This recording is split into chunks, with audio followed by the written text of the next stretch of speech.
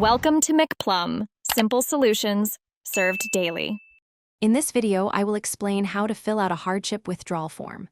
First, it's crucial to understand your specific retirement plan's rules regarding hardship withdrawals. Each plan has unique criteria, so familiarize yourself with them.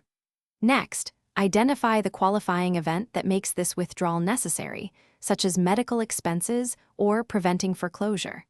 Finally, begin gathering all the required supporting documentation, like bills or eviction notices, before you even start filling out the form itself. This preparation will save you significant time and effort. Now, let's move on to completing the form's sections. Start by accurately filling in all your personal information, including your name, address, and account number.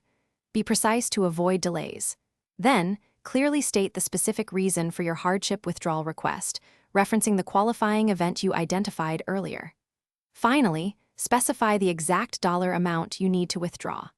Remember, this amount should only cover the immediate and heavy financial need, and some plans have a minimum withdrawal amount, perhaps $500. Providing the correct documentation is absolutely critical for your application's approval. You must attach clear proof of your qualifying hardship event, such as medical bills, a notice of eviction, or a home repair estimate. Additionally, include financial statements that verify your immediate and heavy financial need, demonstrating that you lack other available resources. Your plan administrator might also request other specific documents, so be prepared to provide those promptly. Missing even one piece of information can cause significant delays.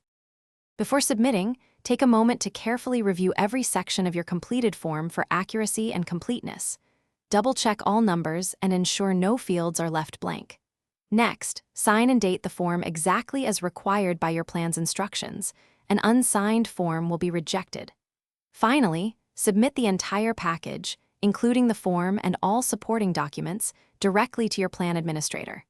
Keep a copy for your records and anticipate a processing time of several business days. Thanks for watching. Stay juicy and subscribe.